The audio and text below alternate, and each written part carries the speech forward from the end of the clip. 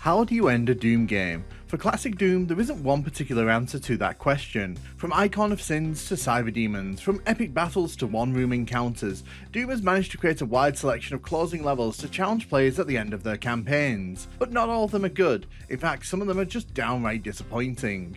I thought it'd be fun to go through all the final levels in classic retail Doom releases and rank them based on my personal preference. Not only am I going to include the PC retail releases, I'm also going to throw this party open to the console final levels as well. I've made a handy list of the levels that are included so you can see where each of the levels come from. I should point out that I'm not including any master levels in this, as different releases of that compilation have made different levels the final outing, and I feel it would be unfair to pick one and ignore the others. Remember, these are my personal takes on these levels. You're welcome to disagree and tell me where I went wrong. Let me know in the comments which final Doom levels you prefer, and which ones you can't wait to see the back of. E3M8 in original Doom was the final level of Inferno, and it's rubbish. When you consider that this was the original final level for the first Doom game, it makes the state of this level even more tragic. And the thing is, I get it. A large arena with a giant enemy that the player hasn't seen before could be very interesting, but this large, empty space ends up playing host to one of the most uninspired boss battles that could possibly have been thrown out. On higher difficulties there are 3 other enemies present, but these barely pose an additional challenge. The Spider Mastermind can be an interesting encounter, but it has to be used correctly. In this space it's completely mishandled. It's not a great first introduction for the enemy, as it exposes its shortcomings in the worst way possible. Even pistol starting this one isn't a huge challenge. From the bland look of the arena through to the poor encounter, it's just lackluster across the board, and what should have been a triumphant final lap for the first Doom game ends up being an underwhelming mess. I feel it's the worst final level because it leaves such a bland final taste, and there's very little positive one can say about this, except that it's probably better as a multiplayer map. If you played the Jaguar level set on the 1990s console versions of Doom, it's very likely that you ended up at Fortress of Mystery as your final stop, or named as Dis in several of the ports. In the PC version this is a secret level and arguably the weakest of all the Doom 1 outings. Having it placed at the end of this level set is definitely a choice. I'd argue that the high Baron of Hell and Cacodemon counts in this level, as well as the enclosed space, makes this slightly more intense than the original Dis, because the player is forced to deal with a lot more enemies doing a lot more things. I'd also say that the lack of ammo on this one makes infighting essential for most players. That doesn't make this level any good though. It helps distract from the bare minimum effort that went into this one. What also doesn't help is the fact that the exit is hidden behind a secret wall, making the final approach to the exit feel even more awkward than it needs to be. It's just a bad level in my opinion, and the fact that this is where most console players ended their runs of Doom is a pretty sad state of affairs. It's only just above Inferno's Dis because it's more of a challenge. Onslaught is the final level in the final Doom PS1 collection. If you've played the PC version of Plutonia, you've probably played this level and not given it much thought, because in that version of Plutonia it's an incredibly average level. Putting it as the final level in Final Doom on PS1 is definitely an awkward moment. The addition of the Cyber Demon is an interesting but ultimately shallow attempt to raise the stakes of this level. Once you've taken down the Cyber Demon, the level continues on as normal and plays out as it does on the PC version. Considering that the final room is filled with low tier enemies and the exit portal looks like every other exit portal in Plutonia, you don't really get the sense that this is a final level at all. It would not shock me if people rocked up to the exit of this one and were legit surprised when the ending crawl started playing. Personally speaking, I think there were better candidates from within Plutonia and TNT that would have made for better final levels. It just feels like a normal level, and to be honest, that's just incredibly boring. Let's all say it, Icon of Sin kinda sucks. As a concept, the monster spawner is really interesting, and it does make for an intimidating idea, but throwing it into one of the laziest design levels in all of Doom, and undermining that concept by asking the player to complete a very tedious puzzle is rude, in my opinion. It's not hard to work out what you need to do. The huge hole in the Icon of Sin's head and the rising platform are clear indicators. What is the problem is that it's insanely tedious to have to time rocket shots into the head, while also avoiding damage from ever spawning enemies behind you. The Icon of Sin feels like a missed opportunity and fails to deliver the kind of final encounter that I think Doom 2 deserves. Nowhere in Doom 2 are you tested on your ability to launch rockets at precise moments, making this the centerpiece of the final boss battle feels like an odd choice. I personally don't find many Icon of Sin maps to be fun, and the original certainly doesn't set the bar high at all.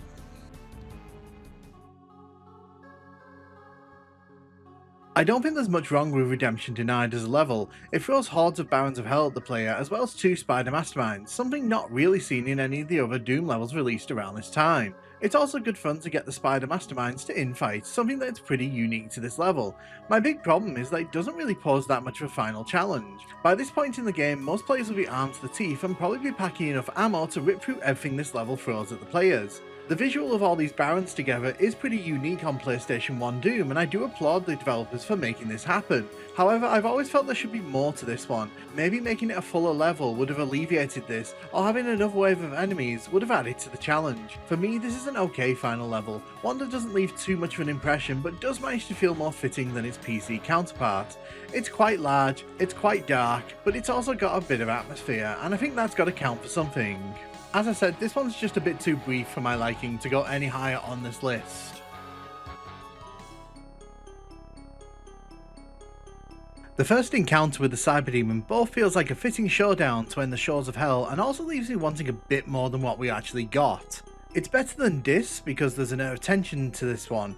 From the Barons hanging on the walls at the level's start, through to the Lost Souls who do everything they can to interfere in the fight.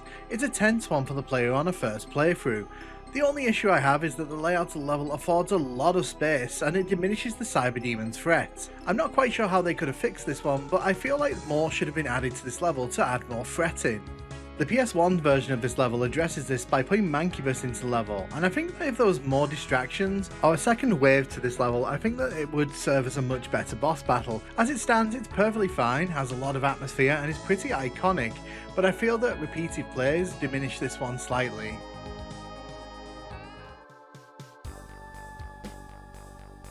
On paper, Final Judgment is a great level, inspired by what I would consider to be one of Doom 64's greatest levels, No Escape, and combining that with the Mother Demon from Absolution, you would think this level would actually be among the best levels in all of Doom.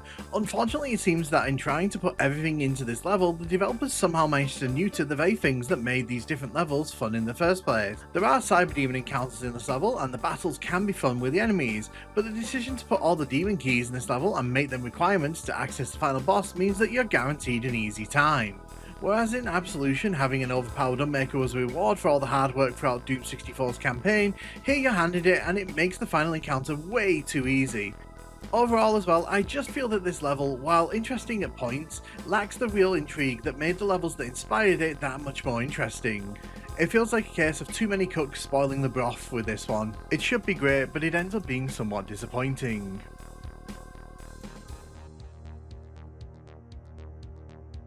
To its credit, Gateway of Hell isn't a bad evolution of Icon of Sin. It adds a slight escalation to proceedings, with a Baron of Hell encounter as well as Archviles and Chaingunners to mow down before reaching the final boss. Here the player is forced to deal with Arachnotrons, Cyberdemons and spawning enemies, all looking to block the player from launching those rockets. Having a fast lift here makes things more efficient, and having to eliminate a Cyberdemon is an interesting encounter that does feel fitting. It makes the ease of launching rockets into the Icon of Sin all the more satisfying. I also prefer how this level looks compared to its Doom 2 counterpart. It's leagues better than the toxic waterfalls and brick ledges that met you in Doom 2. I don't think it's a great level by any stretch, but I do appreciate that it learned lessons and made the level more engaging. Doom 64 does what Doom 2 did not and adds a new enemy that isn't a Romero head on a stick to serve as an interesting final boss. The level itself is pretty bare bones, just an arena with various structures dotted around to block the player, as well as various teleporters to bring in spawning enemies. Things can get very chaotic in this space, and the fact that you have to fight through the horde in order to face off against the boss itself is actually very cool. I like the Demon Queen because her attacks are pretty nasty and she does follow you around aggressively, putting pressure on the player to keep moving. All of this is somewhat undermined by the fact that Doom 64 makes use of an interesting and unique mechanic. If you bring the demon keys from various secret levels into this level with you, you can make this level incredibly easy by stopping the enemies spawning in the first place. It also makes absolute mincemeat of the Mother Demon herself, which is hilarious. It's led to a lot of people viewing this level as being a bit too easy, but if you show up here without the demon keys, or you choose not to make use of the Unmaker, this one can actually be a pretty firm challenge. I do appreciate the fact they tried something new here, and I value the fact that they made the effort, but the execution is a tiny bit underwhelming.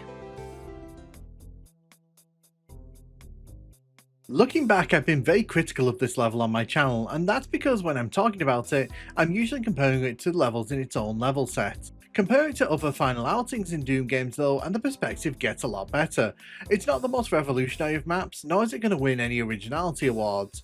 What it does is escalate the Cyberdemon boss fight into something more sinister, taking cues from Doom 64's cat and mouse level, as well as a healthy dose of Tower of Babel. I think this all comes together to offer a slightly more tense offering than its Doom 1 counterpart. There's a lot of scope to be surprised, and the imps serve as annoying distractions more than anything else. There's a lot of scope to be surprised in the narrow walkways here, and the imps serve as annoying distractions more than anything else. I also like that you can make the fight much easier by lowering the various sections and making the arena much more friendly to the player.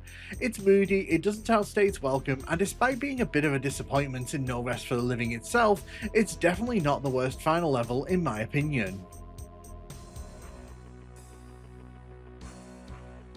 I think if I'm being totally honest with myself, Phobos Anomaly delivers a final level that does exactly what it needed to do to hook the player into buying more Doom.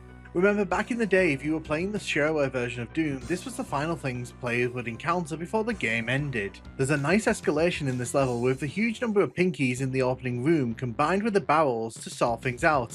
It's a fun way to introduce the player to the chaos that's about to unfold.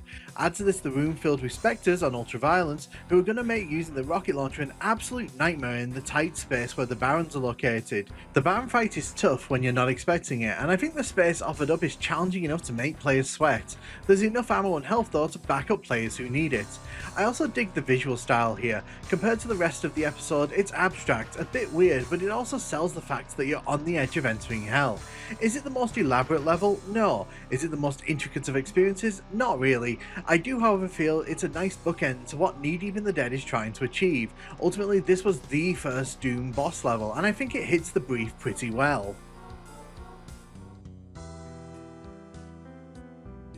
TNT gets a lot of slack from Doom players for its inconsistent level quality, and I'll go along with that, but one thing I will give TNT is that it does nail the Icon of Sin level design. It expands on every aspect of Doom 2's iteration and manages to create a sense of rising tension. You have to complete puzzles here, you have to survive an encounter with a Cyberdemon, you then have to work out how to take down the Icon of Sin. The bar for Icon of Sin levels isn't that high, but this manages to stick the landing, even if it's a linear slog towards the finish line. I know some people don't like the final arena with the Icon of Sin, but here's the thing, it's not a timing puzzle. The final space requires monster management, and players have to clear the arena to make their shots on the Icon of Sin.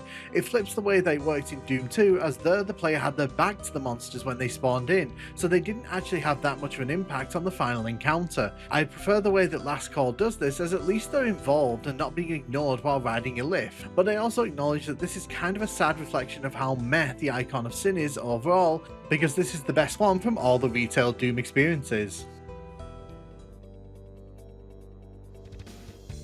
Legacy of Rust's final outing serves as a fitting bookend to the overall experience. It's basically a small slaughter map and very linear, but I think the encounters that it throws at the player are mostly interesting, fun, and dripping with atmosphere. I love the way the final launch sequence is built up to, and I like the final encounter with the tyrants who all flood in to try and stop the player. I do feel there are some weaker moments in here. The room with the archviles, on ultraviolence in particular, feels a bit silly, while the maze section, thematically great, ultimately is just not that interesting to explore or find the keys in.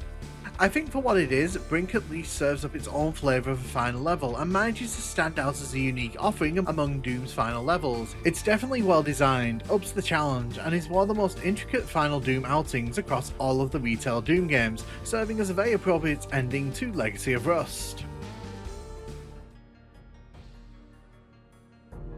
Controversially high? Maybe, but I feel that Unto the Cruel is arguably the most complete of the official PC final levels. This level makes you work to get to its end, and it throws all the tricks it can at the player to create a compelling and fun level. It has a very good look, and some of the encounters are really fun to work through. It feels like a triumphant final lap for Ultimate Doom, and I think it brings together a lot of positive aspects from the overall experience. Not all the choices in this level are great, I feel. Hiding the red key behind a secret wall is pretty weak for the most part, while the final encounter encounter against the spider masterminds is a bit of a cakewalk and brings the overall experience down, but what this level offers up is pretty fun, and I feel that compared to a lot of the levels on this list, it's a full and complete experience. It's a solid outing that manages to work both as a level in itself and as a level that I think manages to set up a final boss encounter that, while weak, is at least better than the disc version thanks to the use of the enemies around the mastermind.